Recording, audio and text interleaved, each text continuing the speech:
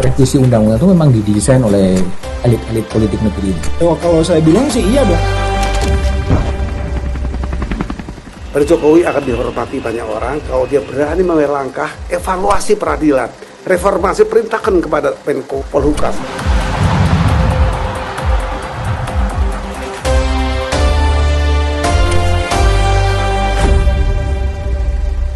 Oke, jumpa lagi di Back to BDM. Ini 2 pekan ya, 2 pekan menjelang 14 Februari 2024. Banyak orang yang menyebut ini adalah Valentine Day gitu. Banyak orang yang menyebut ini adalah pesta bagi rakyat Indonesia untuk memilih siapa pemimpin. Tapi menjelang 2 pekan ini menjadi banyak sekali hiruk-pikuk politik. Yang pertama dan yang mungkin akan muncul lagi banyak kejutan adalah pernyataan dari Presiden Jokowi di Bandara Halim Perdana Kusuma yang menyebutkan bahwa Presiden, Menteri itu boleh kampanye, boleh berpihak, dan pernyataan itu menimbulkan banyak pertanyaan juga. Pertanyaan antara lain bagaimana kemudian ketika Presiden kemudian akan berkampanye dan berpihak, lalu bagaimana dengan jalannya pemilu yang didesain konstitusi itu sebagai pemilu yang langsung, umum, bebas, rahasia, jujur, dan adil. Itulah tema yang sekarang menjadi menarik. Nah, saya telah kedatangan tamu adalah Ferry Amsari, dosen hukum tata negara di Universitas Andalas, yang juga aktivis pemilu atau orang yang kerjaannya sebenarnya meneliti kecurangan-kecurangan pemilu ya. Ini kan sesuatu yang sebenarnya menarik. Nah, saya akan bicara ngobrol dengan Uda Ferry Amsari. Ferry, gimana kabar? Baik, alhamdulillah Mas Budi. Sehat ya? Terima kasih sudah diundang. Sehat. Waras tapi kan? Waras. Semua harus tetap waras dan tetap waras ya? Harus. Fer, aku sebelum masuk ke pertanyaan-pertanyaan detail ya, sebagai orang yang mengikuti dunia kepemiluan gitu.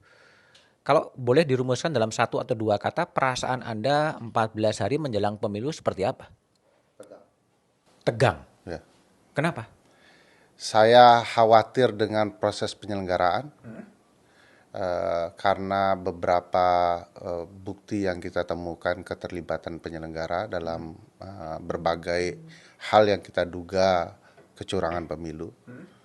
Saya khawatir dan tegang kesiapan publik luas untuk betul-betul mengenal para kandidatnya, karena Mas Budi tahu hari kampanye dikurangi, waktu menjadi lebih sempit untuk mengenal siapa kandidat, baik dalam cara penyampaian, pola pikir dan lain-lain. Saya tegang karena beberapa isu keterlibatan aparat, oknum tertentu yang bagi pemilu kita tidak sehat. Saya khawatir masa depan kita soal pasca 2024, terutama soal demokrasi. Kenapa harus khawatir dengan masa depan demokrasi? Kalau proses cacat, tentu hasil juga akan bermasalah. Saya percaya proses demokrasi kepemiluan kita menentukan jalannya lembaga negara. Jalannya lembaga negara menentukan nasib negara dan warga negara. Kalau ini tidak baik, ya potensi yang kita harapkan ya seperti teori sederhana garbage in, garbage out ya. Apa yang kita pilih kalau dia sampah ya hasilnya sampah. Sebaliknya kalau itu adalah hal yang baik, tentu hasilnya juga baik. Tapi bukankah ini bukan pemilu yang pertama kan, sejak Orde Baru berakhir kemudian juga sudah banyak pemilu. Nah, kalau dibandingkan kenapa Anda merasa tegang pada pemilu yang 2024? Ya, tentu di beberapa pemilu sebelumnya, terutama saya di concern penelitian saya di 2014 dan 2019 kan Mas. Memang ada berbagai kecurangan, tetapi masifnya tidak separah ini. Pola kecurangannya vulgar hanya terjadi di menuju 2024. Yang kita temukan 2019 lebih banyak itu sebaran berbasis kecurangan per daerah. Kalau sekarang, kalau dalam konteks penyelenggara, perintahnya dari pusat untuk dilaksanakan di seluruh daerah. Perintah apa? Perintah melakukan kecurangan. Dari mana? Kalau Mas Budi amati ketika kami melaporkan kecurangan berbasis verifikasi partai politik, baik administrasi maupun faktual, kami menemukan rekaman, video, pidato, anggota KPU yang memerintahkan Oke. untuk dilakukan kecurangan, dan itu tersebar di seluruh Indonesia. Kami bahkan melakukan bantuan hukum, advokasi yang jujur saja itu salah satu yang membuat kekecewaan dan tegang. Kami tidak maksimal melindungi Oke. teman-teman yang menjadi saksi dalam perkara itu. Baik, kalau kita coba beralih pada peristiwa politik terakhir ya, ketika Presiden Jokowi kemudian di depan di Bandara Halim Perdana Kusuma didampingi oleh Menteri Pertahanan Prabowo Subianto mengatakan bahwa Presiden, Menteri boleh saja berkampanye, boleh saja berpihak gitu. Nah, kalau pertanyaan saya adalah, ketika Presiden Jokowi berbicara, beliau itu berbicara dalam status sebagai apa? Sebagai kepala negara? Sebagai kepala pemerintahan atau sebagai apa sebetulnya? Saya ada satu peristiwa yang lupa-lupa ingat, dan itu selalu jadi bahan pembelajaran kami di hukum tata negara. Ketika Pak Hamzah Has menjadi wakil presiden dulu, beliau mengunjungi salah satu temannya di penjara, dan orang ribut. Lalu dia berkata kepada publik, saya datang sebagai seorang teman, bukan sebagai seorang wakil presiden. Dalam studi kami, khusus untuk kekuasaan presiden dan wakil presiden, sebenarnya sulit bagi presiden dan wakil presiden memisahkan dirinya. Sebab jabatan mereka itu 24 jam. Mereka tidak akan terpisah dari jabatan. Pengawalan mereka 24 jam. Presiden ketika menyampaikan bentuk cawe-cawe baru kan, ini sebenarnya sudah pernah disampaikan untuk terlibat kampanye dan lain-lain, ya beliau sebagai seorang presiden. Itu sebabnya di konteks keilmuan politik dan hukum tata negara, tidak mungkin presiden tidak boleh kampanye. Boleh kampanye. Dan statusnya adalah sebagai seorang presiden. Cuman memang bangunan politik dan ketatanegaraan itu harus berimbang, sejalan. Saya cerita sama Mas Budi semalam bahwa kalau memang boleh presiden, tetapi lumrahnya presiden itu berkampanye sebagai seorang presiden untuk partai politik yang mendukungnya. Dalam konteks keindonesiaan kita, karena koalisinya karut-marut ya, ini yang membuat bingung. Presiden akan berkampanye untuk calon presiden partai lain, dan berkaitan dengan standar etik yang luar biasa, anaknya sendiri. Nah, di sini timbul pertanyaan besar, jangan-jangan ini malah merusak bangunan basicnya politik, cara berpolitik, bangunan partai politik dan lain-lain. Jadi bagi saya presiden boleh sepanjang moralitas bangunan politiknya sesuai dengan yang dirancang bernegara. Mungkin terlalu abstrak ya, moralitas bangunan politik itu seperti apa yang Anda maksud? Ya, ada politiknya di partai, ya dukung partai, dukung pilihan partai, presiden sebagai orang partai support itu. Saya selalu mencontohkan karena ini ibunya sistem presidensial ya. Walaupun tentu ada perbedaan sana sini dengan sistem presidensial Amerika. Di mana-mana presiden Amerika kalau dia periode kedua ataupun incumbent pasti akan berkampanye terkait dengan pilihan partainya, calon presidennya. Jadi kita tahu Obama kampanye Hillary gitu ya.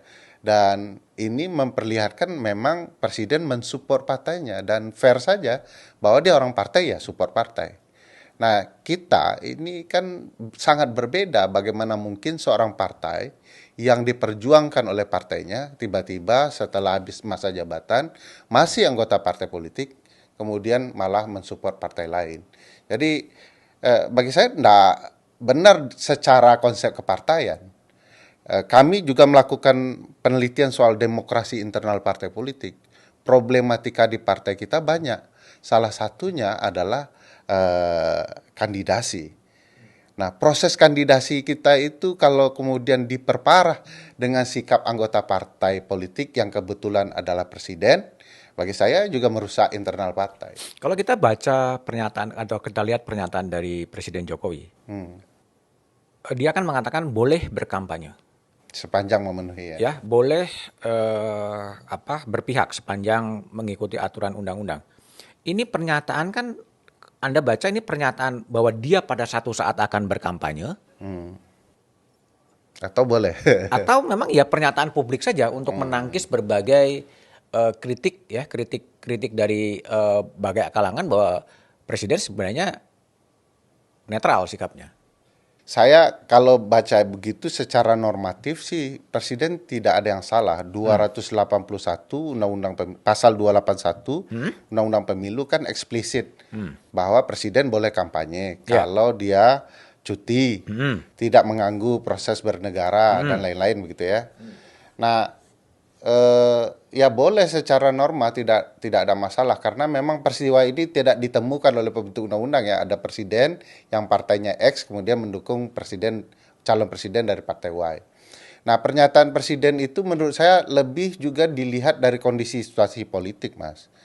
Presiden perlu memperlihatkan support dukungan seriusnya kepada calon tertentu yang diharapkan bisa satu putaran, yaitu Pak Prabowo. Jadi dia perlu mengekspos dirinya. Ini orang saya dukung dalam berbagai cara, bahkan untuk kampanye. Kan kita juga sudah melihat support dan dukungan Pak Presiden untuk Pak Prabowo makan malam bersama dan berbagai peristiwa ya yang kemudian bisa dikatakan bahwa Presiden memang betul-betul menginginkan Pak Prabowo menjadi presiden penggantinya di kemudian hari. Dan tentu harus ada kaitannya, ada keluarganya di dalam dukungan itu. Kalau Anda baca secara politik, apa yang ingin disampaikan oleh Presiden Jokowi kepada publik gitu ketika dia kemudian bersama Pak Prabowo mengatakan bahwa Presiden boleh berkampanye, Menteri boleh berkampanye, kemudian Presiden boleh berpihak. Sebetulnya apa yang dibaca secara politik? Ini mau menunjukkan sikap yang clear bahwa Presiden Jokowi mengendorse Pak Prabowo Subianto? Ya, satu sisi dalam politik tentu banyak opsi dalam sikap. Ya. Orang melihatnya seperti apa. Satu sisi bisa memperlihatkan kepada lawan tandingnya bahwa saya yang akan turun langsung. Saya adalah orang nomor satu, gitu katakanlah begitu ya. Kedua, bagi penggemar Pak Jokowi, pemilih Pak Jokowi, preferensi politiknya sangat Pak Jokowi, tentu akan melihat Pak Jokowi sudah jelas-jelas dan terima kasih kami juga akan jelas-jelas untuk Pak Prabowo gitu ya. Di sisi yang lain ya tentu ini sikap atau pernyataan yang mau mengatakan saya akan mulai berkampanye mulai hari ini untuk Pak Prabowo. Semua orang jangan heran, saya akan fokus ke sana. Nah, sikap ini ya punya muatan banyak, punya mungkin kepentingan dan keinginan yang banyak pula, Mas. Oke, tapi kan kalau kemudian di pasal 281 disebutkan juga bahwa tidak menggunakan fasilitas dalam jabatannya kecuali fasilitas pengamanan bagi pejabat negara. Lalu kemudian menjalani cuti di luar tanggungan negara. Artinya ketika presiden kemudian akan berkampanye, kan ini kan belum berkampanye sebetulnya, baru pengumuman atau penjelasan normatif bahwa presiden boleh berkampanye. Nah, lanjutannya adalah cuti. Nah, berapa lama presiden ini harus cuti kalau memang dia akan melakukan pada saat kampanye cuti, besok nggak cuti lagi gitu atau gimana? Bisa, ini berdasarkan permintaan presiden. Tapi kalau kita lihat akan ada kekosongan birokrasi ya. Presiden harus memikirkan betul berapa hari dia mau kampanye. Biasanya izin cuti itu akan berkaitan dengan hari kerja. Walaupun kita ketahui presiden ya 24 jam, 7 hari seminggu. Biasanya Senin sampai Jumat dia akan ambil. Nah, tidak mungkin juga bagi saya, dalam perspektif saya, presiden akan nekat 2 minggu tersisa untuk kemudian melakukan kampanye. Karena dia akan menyerahkan mandatnya kepada wakil presiden. Dan bahkan otomatis saja begitu presiden cuti, ya wakil presiden akan otomatis mengambil posisi itu. Tetapi harus diakui, Mas, jabatan presiden itu kan bukan jabatan lurah, jabatan dosen begitu ya. Karena akan ada orang yang menutup. Pada dasarnya jabatan itu tidak pernah hilang. Dalam konstitusi juga begitu. Bahkan ketika presiden dan wakil presiden mangkat, otomatis akan ada penjabatnya 3 orang triumvirat itu. Nah, problematikanya adalah ini orang nomor 1. Dan kekuasaan ada di tangannya, perintahnya ada di tangan presiden, tongkat komandonya di presiden. Ada 5 ya, eksekutif jabatan birokrasi, dalam pembentukan undang-undang presiden juga punya kuasa, dalam relasi hubungan luar negeri punya kuasa, relasi yudikatif punya kuasa, pertahanan dan keamanan. Ini yang akan ditinggalkan semua oleh presiden kalau cuti. Kalau Pak Wakil Presiden tidak baik-baik saja, ini selama cuti dia adalah presiden ad interim. Dia punya kuasa memerintahkan 5 hal itu juga. Kecuali orang-orang yang berada di bawahnya berdasarkan konstitusi, memegang teguh konstitusi. Kalau tidak, maka penyimpangan potensial terjadi kalau presiden ternyata meninggalkan jabatan. Jadi kalau solusi yang Anda tawarkan apa? Kalau kita memaknai bahwa jumpa pers dari Presiden Jokowi itu ya mengumumkan atau memberikan edukasi publik bahwa presiden boleh kampanye loh. Nggak ada pasal yang melarang presiden tidak boleh kampanye. Ya, bagi saya presiden memilih kampanye mungkin Sabtu Minggu, itu lebih solutif. Kedua, memenuhi seluruh standar, tidak menggunakan fasilitas negara, cuti di luar tanggungan negara.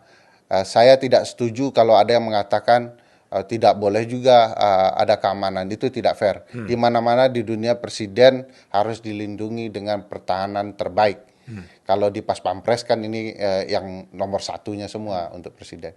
Jadi sesuai standar yang sudah ditentukan, yang paling mengkhawatirkan publik kan penyimpangan wewenang. Karena bagaimanapun presiden semua katakanlah dalam tanda kutip ya bahasa kami di kelas, dayang-dayangnya akan ikut. Baik yang dari level 1 sampai yang paling bawah. Nah, ini bagaimana presiden mengantisipasi ini? Tidak bawa pesawat kenegaraan dan lain-lain. Nah, saya khawatirnya ini, kalaupun presiden menginginkan tidak, tapi bawahannya ingin ikut, itu bagaimana ceritanya? Satu negara akan punya kehilangan figur-figur yang ada di jabatan-jabatan tertentu. Kalau kembali kepada pasal 22E konstitusi ya, bahwa pemilu langsung, umum, bebas, rahasia, jujur, dan adil. Nah, ketika presiden kemudian berpihak kepada salah satu calon, apakah kemudian asas dari pemilu yang langsung, umum, bebas, rahasia, jujur, dan adil ini bisa terpenuhi? Iya. Atau itu melekatnya pada KPU sebetulnya? Iya, kan luber jurdil itu akan tetap terpenuhi untuk semua orang, Mas. Soal azas itu untuk semua orang. Siapa saja yang terlibat dalam politik kepemiluan ini, demokrasi kepemiluan ini harus memegang teguh azas ini. Dan tidak hanya azas ini, Mas. Pasal 3 Undang-Undang Pemilu kan bicara prinsip-prinsip penyelenggaraan pemilu. Nah, apa-apa yang tidak disebut di sana lebih didetailkan di prinsip penyelenggaraan. Semua juga harus taat itu. Termasuk presiden. Saya punya titik tekan sepanjang presiden tidak menyalahgunakan wewenang, apapun kepentingan politik presiden dijalankan tanpa menyalahgunakan wewenang itu, maka itu boleh saja. Boleh. Dia menentukan si X boleh, tetapi sejauh apa yang kami temukan, banyak sekali keterlibatan presiden tidak sekedar hanya untuk preferensi politiknya, tetapi juga keinginan politik, hasrat politik berupa penyalahgunaan wewenang. Contoh, sampai hari ini Wamendes yang mengatur penggunaan program-program pemerintah untuk mendukung calon tertentu belum ditegur presiden. Karena sulit rasanya menegur dalam situasi politik seperti ini, terutama hal-hal menyalahgunakan wewenang. Mohon maaf, Pak Presiden sendiri di titik tertentu terlibat dalam penyalahgunaan wewenang itu. Misalnya memanggil kepala desa. Apa kepentingannya di tahun politik ini? Apa program soal kepala desa yang di tahun politik ini begitu urgent? Tidak ada.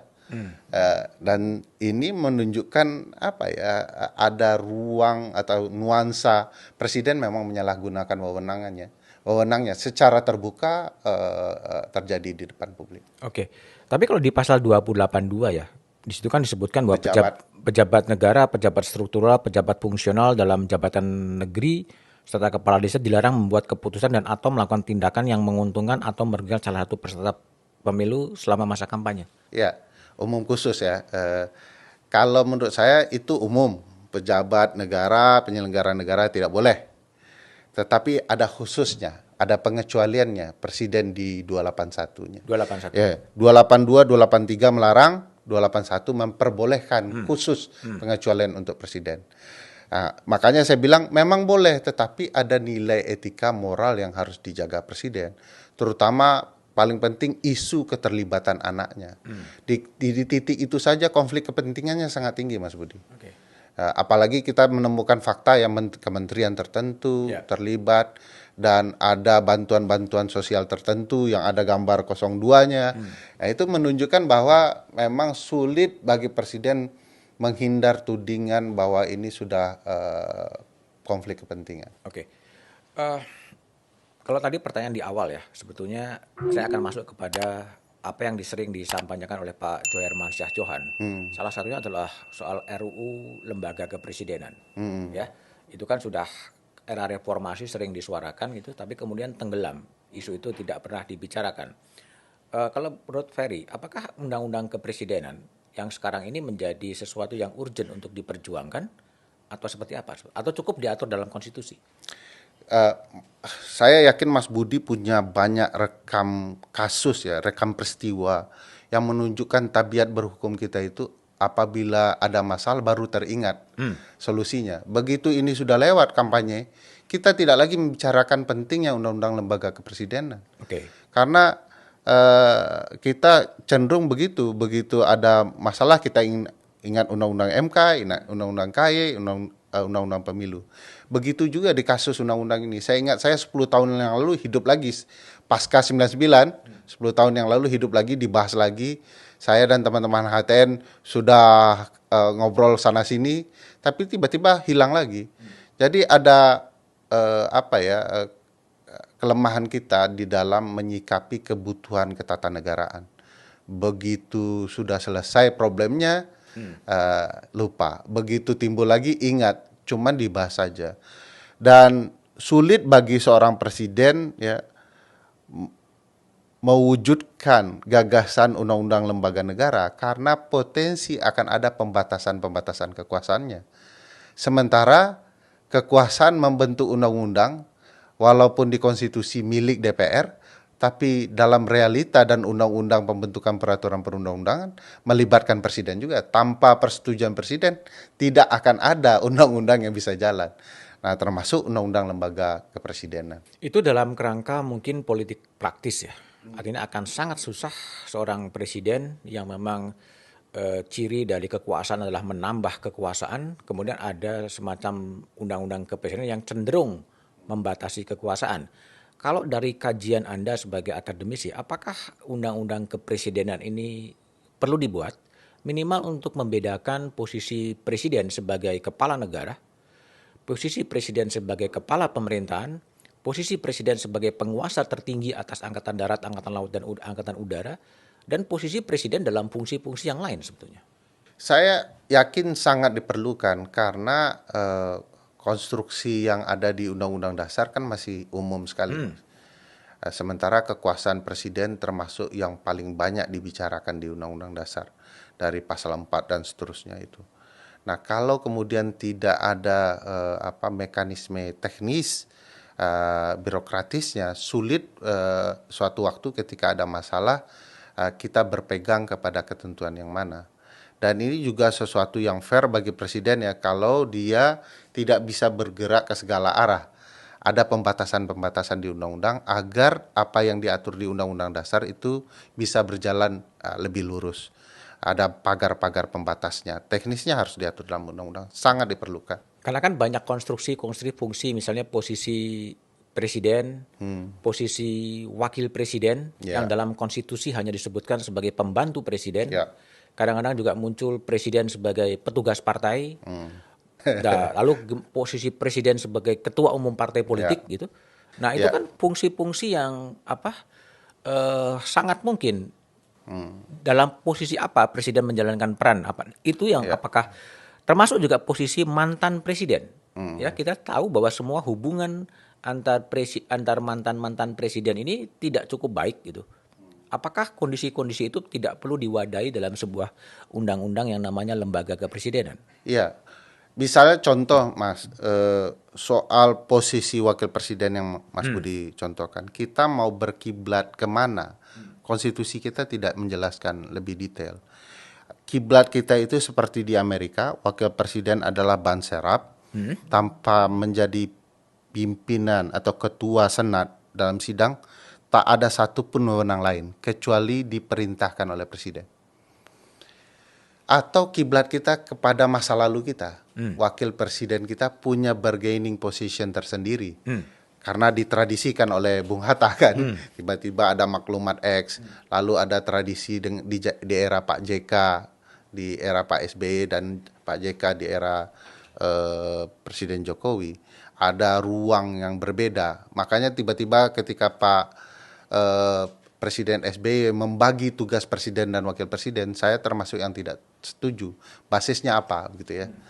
Nah, oleh karena itu kebutuhan kita di Undang-Undang Lembaga Presiden yang jelas mau kemana ini dibawa. Jangan nanti setelah timbul kasus baru diributkan.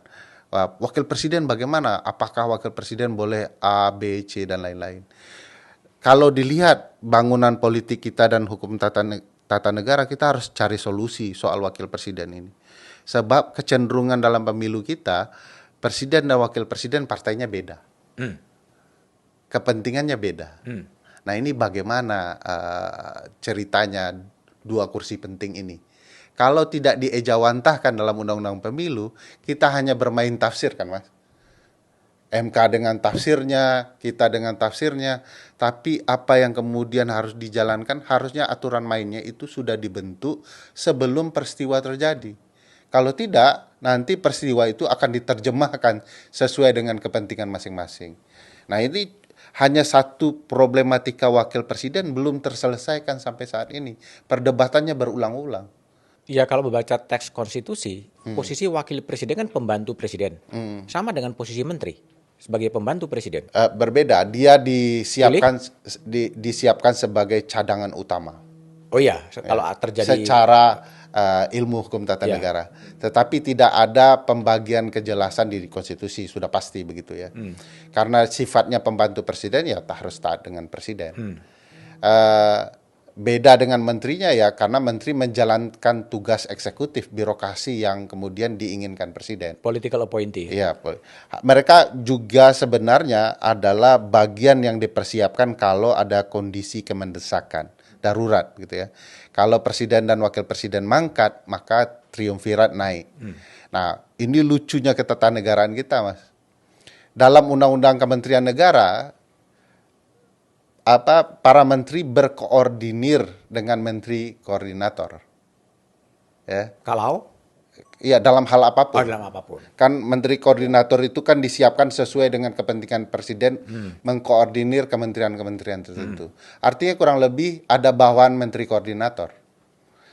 Di Undang-Undang Dasar kita, kalau kemudian mangkat 1-2 presiden dan wakil presiden, maka akan ada triumvirat menteri pertahanan, menteri luar negeri, menteri dalam negeri. Di undang-undang kementerian mereka anak buah dari menteri koordinator, Mas. Iya. Sebenarnya secara konstitusional tidak ada menteri koordinator ini, Mas. Ya, anak buahnya presiden yang menteri-menteri. Pasal 17 Undang-Undang Dasar, presiden dibantu oleh menteri-menteri. Nah, ini nggak sinkron nih, bangunan konstitusi dan undang-undang. Nah, suatu waktu akan ada potensi tidak sinkron itu di dalam Undang-Undang Lembaga Kepresidenan. Yang terbaik adalah Undang-Undang Lembaga Kepresidenan mengejawantahkan seluruh aturan konstitusi secara baik dengan ruang-ruang yang pas. Jadi tidak sesat juga nanti setelah Undang-Undang Kepresidenan. Oke, kalau memang Undang-Undang Kepresidenan menjadi perlu, siapa yang sebaiknya mengambil inisiatif berdasarkan pertimbangan politik dan kekuatan politik yang ada sekarang? Ya sudah pasti presiden, Mas. Kementerian Sekretariat Negara yang punya tugas baru dalam bidang perundang-undangan harus lead untuk kemudian membentuk ini. Agar dalam berbagai isu termasuk pemilu, kita tidak lagi menafsirkan boleh atau tidak presiden, fair atau tidak presiden dalam berkampanye. Jadi kita tuntaskan undang-undang itu untuk kepentingan politik yang Tapi jauh. kan pasti seperti tadi di awal, menjadi ciri dari kekuasaan kan semangatnya adalah bagaimana mempertahankan kekuasaan, bagaimana memperluas kekuasaan, sementara semangat dari RUU Kepresidenan adalah bagaimana dia meregulasi atau membatasi kekuasaan. Dua hal yang sangat Berbenturan. kalau lembaga eksekutif dan legislatif kita berjalan dengan baik, mestinya ketika diusulkan akan ada perbaikan-perbaikan. Yang paling mengkhawatirkan adalah kalau usulannya itu dari legislatif, nanti yang menginput masukan tambahan presiden, perdebatannya tidak selesai. Sekarang silahkan presiden yang mengusulkan, nanti yang mengoreksinya pilihan-pilihan tepat secara konstitusi adalah legislatif. Kalau dua ini sudah sepakat, yang Mas Budi sebut potensi penyimpangan kekuasaan, cenderung dalil Acton ya, power tends to corrupt, absolute power corrupt absolutely. Mereka akan sama-sama mengkorap kekuasaan, kan ada Mahkamah Konstitusi. Nah, yang berat pertanyaan Mas Budi adalah kalau MK-nya juga adalah suruhan, nah ini sudah setali tiga uang. Jawabannya silakan baca buku Mas Budi. Oke, Ferry. Ini kembali saya pindah kepada posisi yang juga lagi ramai ya, posisi Pak Mahfud sebagai sebagai calon wakil presiden dan menyatakan niatnya untuk mengundurkan diri sebagai Menko Polhukam, tapi tunggu momentum. Apa yang Anda baca dari pernyataan Mahfud yang mengatakan akan segera mundur tapi masih nunggu momentum gitu? Momentumnya kemarin menurut saya udah dari kemarin-kemarin dan hari ini ya. Kalau dia tunggu terlalu lama ya agak berat juga ceritanya. Apalagi presiden sudah mengatakan ya silahkan gitu ya. Jadi ada harapan kalau bisa memang Pak Mahfud dalam konteks tertentu menjadi contoh ya. Dia yang harus memulai. Kemarin saya dengar sebelum debat kan malah Pak Prabowo juga tidak mundur. Dan kementerian beliau itu cukup besar untuk mempengaruhi aparat tertentu di lapangan dalam pemilu. Oleh karena itu dia bertahan untuk mengawasi itu juga. Jadi ada kepentingan politik untuk bertahan. Tetapi bagi saya yang paling lebih penting ingin disaksikan oleh pemilih adalah figur-figur politik kita memberikan contoh bagaimana laku politik terbaik. Dan itu adalah bagian ketatanegaraan yang harus dia rasakan. Kalau dia kehilangan power untuk mendapatkan kekuasaan lain, ya bagi saya biasa aja. Untuk menunjukkan sikap kita berbeda jalan dengan Pak Jokowi, oleh karena itu saya memilih kapal yang berbeda. Yang lucunya perpolitikan kita, jelas-jelas arah nahkoda dan anak buah kapal berbeda, tapi masih berlayar di dalam biduk yang sama. Ini yang menurut saya aneh sekali. Artinya memang sebaiknya menteri-menteri yang akan berkontestasi menjadi calon presiden memang sebenarnya berada di luar kabinet. Idealnya. Secara fair, menteri-menteri yang sesuai dengan presiden, ya silahkan di kapal yang sama. Yang tidak berbeda secara politik, ya pisah. Supaya publik tahu, ini cerita politiknya seperti apa. Kan agak aneh ya bertabrakan dalam relasi politik, visi misi si X dibantah oleh si Y, tetapi mereka kemudian seolah-olah berada di kapal dengan tujuan yang sama, Mas. Mestinya tunjukkan perbedaan itu. Walaupun mungkin akan ada cerita Pak Mahfud akan kehilangan kekuasaan sementara Pak Prabowo atau Pak Caimin masih di kekuasaan sehingga potensial disimpangkan. Menurut saya tidak begitu menunjukkan sikap politik kepada publik. Saya sudah berbeda visi, saya ingin di kapal yang berbeda, kita selesai. Tapi kalau dimensinya adalah potensi penyalahgunaan kekuasaan, apakah tidak sebaiknya semua mundur saja? Baik itu Pak Mahfud, baik itu Pak Prabowo, baik itu Gibran. Sebenarnya baik itu Muhaimin. Ya, penyalahgunaan wewenang itu kan ada lembaga yang punya otoritatif untuk kemudian menyelesaikannya. Kalau penyimpangan presiden ikut kampanye, ada KPU, Bawaslu yang menegur hanya karena beliau powerful. Saya ingin menjelaskan bahwa ada politiknya. Kalau Anda dalam perahu yang sama, ya udah jalan. Dalam partai yang sama jalan. Presiden tidak boleh juga. Dia jelas visi misinya sudah berbeda dengan partai. Partai juga tidak boleh berbeda visi misi dengan presiden. Masih memperlihatkan upaya seolah-olah langgeng. Publik jadi melihat kok sandiwaranya sebegitu betul. Nah, sandiwara politik ini yang tidak boleh dalam ketatanegaraan kita. A ya A, B ya B. Nah, soal penyimpangan kekuasaan ditegur, dihukum kalau kemudian ada penyimpangan kekuasaan. Nah, ruang politiknya yang berat, Mas Budi. Kalau kemudian penyimpangan kekuasaan itu didukung, disupport oleh pimpinan tertinggi, tentu akan terlihat bagi publik tidak adil. Mereka menyimpangkan kekuasaan sementara politik sedang berjalan di tahun penting. Saya tidak bisa membayangkan suasana di kabinet seperti apa ketika Pak Mahfud juga kerap mengkritik secara keras kebijakan-kebijakan pemerintah lah, apakah itu soal tambang, apakah itu soal pertahanan dan lain sebagainya. Tapi Pak Prabowo dan berada di bawah koordinasinya Pak Mahfud sebetulnya. Itulah itu lucunya ketatanegaraan kita, Mas. Basisnya itu dari koalisi politik awal. Mas Budi mungkin mencak-mencak melihat pemilu kita itu, mereka ribut begitu ya di tahun politik. Begitu selesai tahun politik, mereka berkoalisi. Ini kan ada politik kita dari dulu berulang-ulang. Kita merancang, kalau begitu ada politiknya. Pemilu ke depan harus diatur serentak supaya tidak ada bangunan koalisi yang berbeda di pileg dan di pilpres. Faktanya kita lakukan hal yang berbeda. Di pileg dan pilpresnya kita gabungkan, mereka berkoalisi. Begitu selesai, mereka buat koalisi baru. Ini yang ada politik tidak sehat. Oleh karena itu, apa yang terjadi dengan Prof. Mahfud, Caimin, Pak Prabowo, Pak Presiden Jokowi, anaknya, ini adalah bangunan yang harus menghormati ada politik. Politik itu bagian yang tidak terpisah dengan hukum tata negara, Mas. Bensin hukum tata negara itu ya ruang politik itu. Tapi Pak Jokowi kan juga sudah melakukan sebuah terobosan politik ya ketika dia bertanding dengan Pak Prabowo, kemudian Pak Prabowo kemudian ditarik menjadi menterinya Pak Jokowi. Itu sebuah terobosan yang baik menurut Anda? Bagi saya politik yang tidak sehat. Bagaimanapun politik butuh oposisi tangguh. Tapi kan Pak Jokowi juga punya rasionalitas ini demi persatuan dan kesatuan bangsa. Itu rasionalitas yang membenarkan sesuatu agar terlihat diperbolehkan. Ada politiknya tidak boleh begitu. Kalau presiden sudah berkoalisi, bangunlah. Kalau memang ada masalah, buktikan kepada publik bahwa walaupun eksekutif dan legislatif di bawah pimpinan Pak Prabowo misalnya tidak berkoalisi, ya adalah sebuah mekanisme yang harus memperlihatkan kalau publik tidak nyaman, dia tahu mengadu. Kalau tidak nyaman dengan putusan eksekutif, dia tahu mau kemana di legislatif.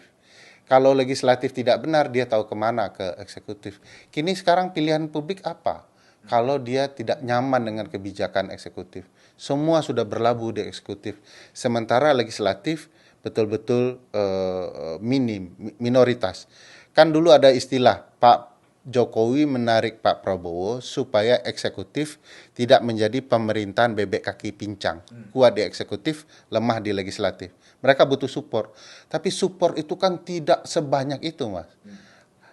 Orang politik kita harus terbiasa dengan adab membiarkan keberimbangan itu terjadi. Agar politik bisa berjalan yang jauh lebih baik.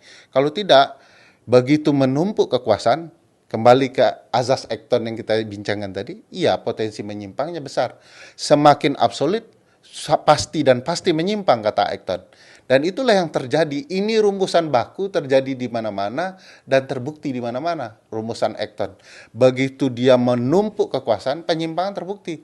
Undang-undang kita menjadi banyak dipertanyakan oleh publik. Timbul undang-undang yang tidak melibatkan publik, undang-undang yang bertentangan dengan publik, dan publik tidak tahu kemana mengadu. Gitu. Kembali ke Pak Mahfud, kapan momentum yang paling tepat? Atau momentum apa yang sedang dicari oleh Pak Mahfud untuk mundur sebagai Menko Polhukam menurut Anda? Begitu Presiden menyatakan saya akan berkampanye untuk Pak Prabowo, kurang lebih kan Pak Prabowo maksudnya, di saat itulah yang paling tepat untuk Pak Mahfud mengatakan, karena Presiden sudah menentukan pilihannya di antara para menteri, ya saya akan menunjukkan sikap politik untuk berhenti menjadi Menko Pak Presiden Jokowi. Itu pidato kemarin disusul dengan pemerintahan Pak Mahfud, bagus sekali.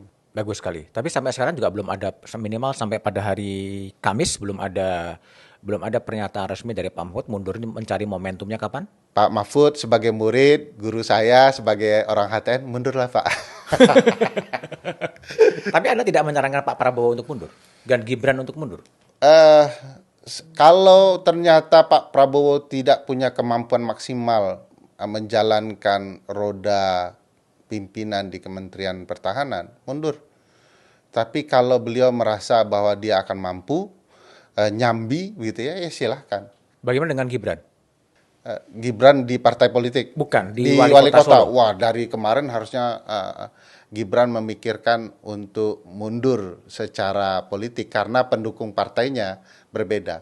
Tapi kalau sebagai wali kota, saya sih merasa di mana-mana wali kota, gubernur dalam adab sistem presidensial tetap maju. Tidak perlu mundur. Tidak perlu mundur. Itu bukan pandangan Tetapi Anda adab politiknya, Mas, ruang politiknya berbeda. Kemarin pakai partai X, sekarang partai yang berbeda, mestinya dia mundur untuk menghormati program partainya untuk wilayah Solo Raya itu. Pandangan Anda tidak itu? Apakah bukan tidak konsisten? Pada satu sisi menyarankan Mahfud mundur, tapi membolehkan Gibran untuk bertahan sebagai wali kota?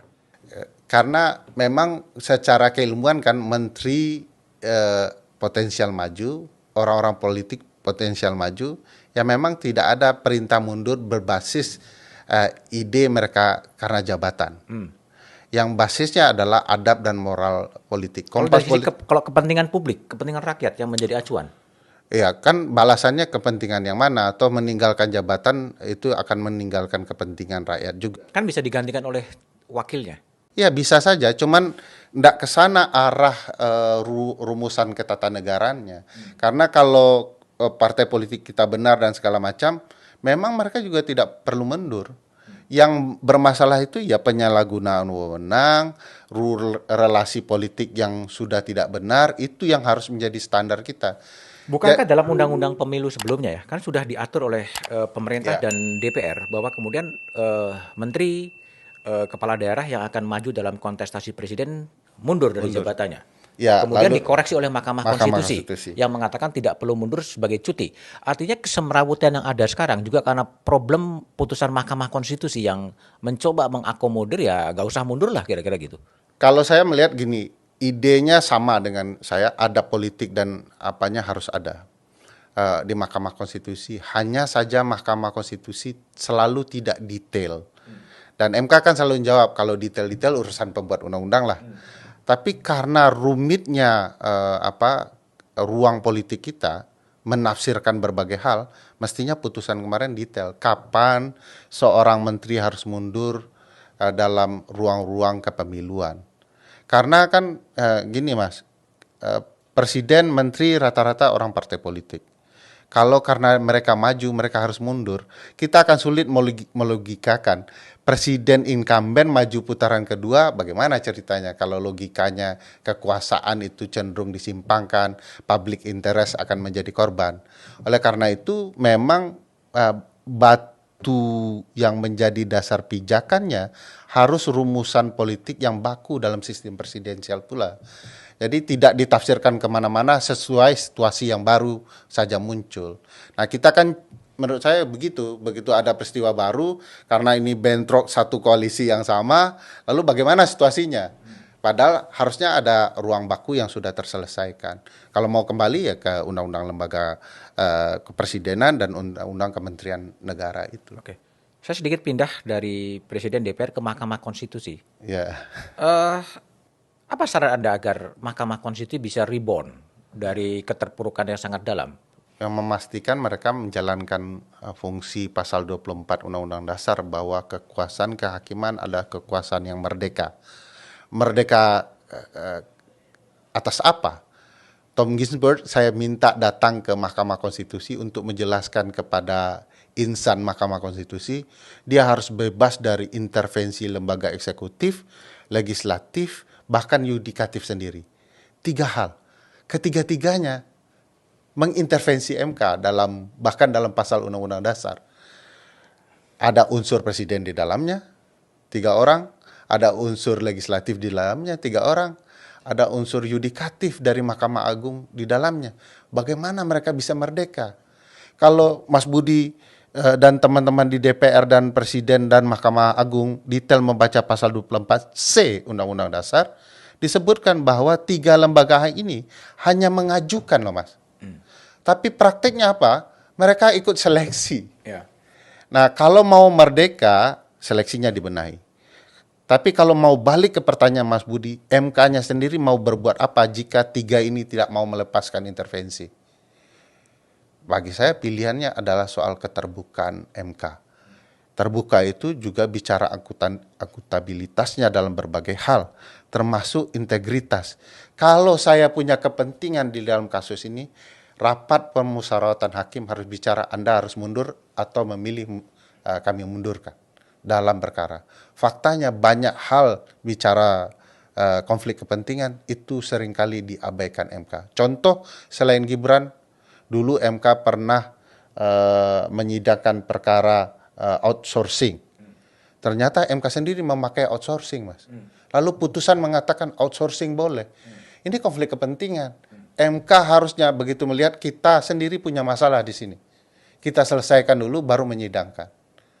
Nah, ini problematika yang tidak terselesaikan di MK karena MK sendiri tidak punya hukum acara yang baku. Tidak punya undang-undang hukum acara, seringkali mengatur hukum acara sendiri. Mas ingat nggak waktu peristiwa Prabowo Jokowi di dalam Pilpres? Aturan hukum acara MK adalah tidak boleh ada perbaikan permohonan. Yang terjadi, begitu Mas BW dan Prof. Denny mengajukan perbaikan permohonan, diterima, dibawa sidang.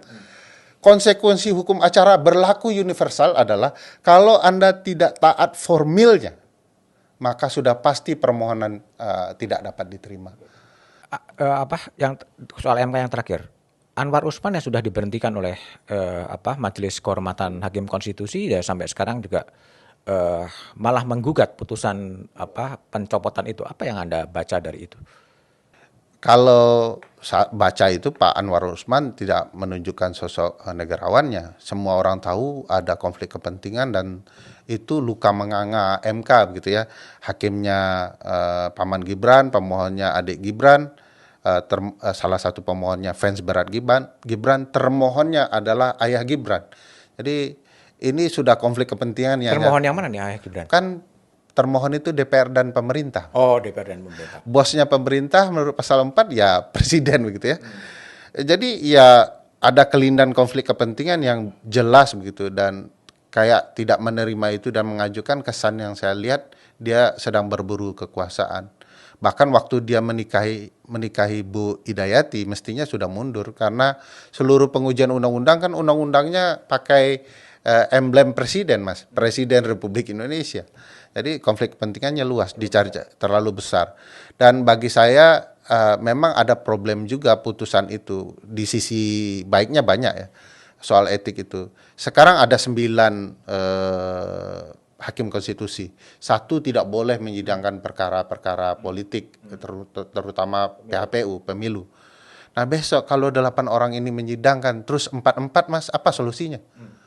Tidak ada di undang-undangnya, tidak ada di hukum acaranya.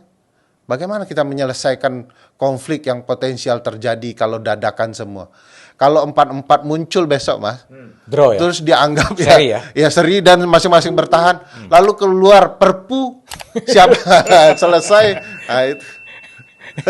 Oke, Ferry, sekarang Anda bikin kecuranganpemilu.com ya? Ini apa sih sebetulnya?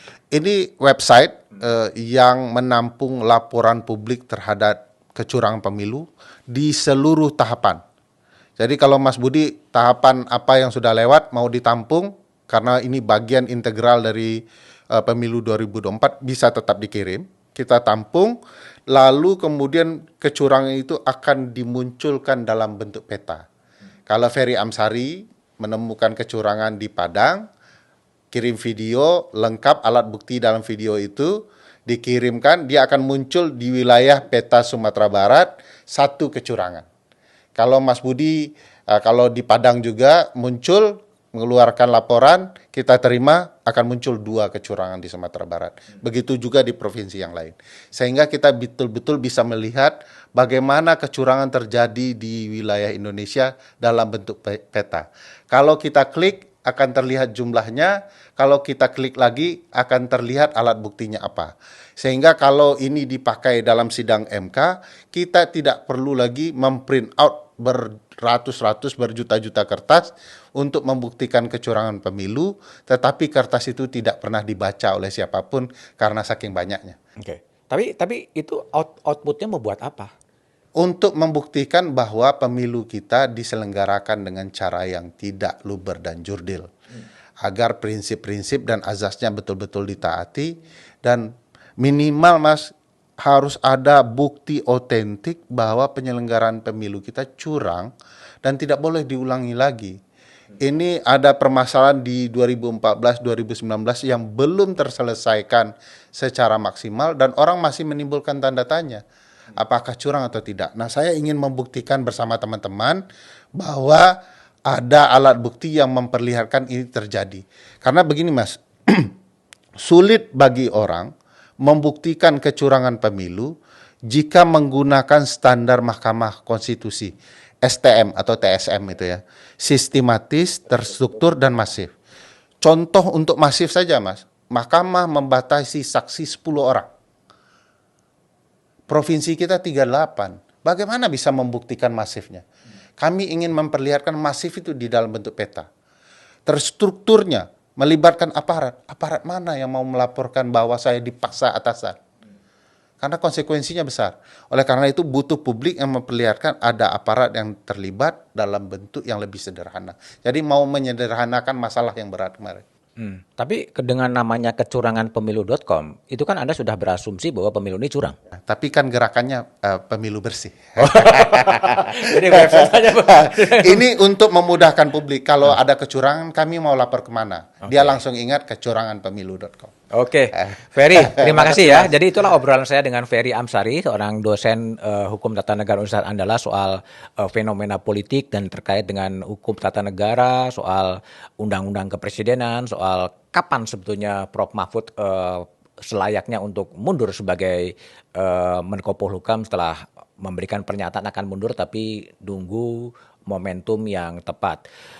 Silakan memberikan komentar jika Anda keberatan dengan pernyataan Ferry, dan silakan juga usulkan siapa narasumber-narasumber yang perlu saya undang untuk mengklarifikasi pernyataan-pernyataan dari Ferry Amsari. Jumpa lagi di Back to BDM edisi berikutnya. Melihat bagaimana sih pelaksanaan dan persiapan pemilu 2024. Regularitas pemilu yang dilaksanakan di Indonesia itu 5 tahunan.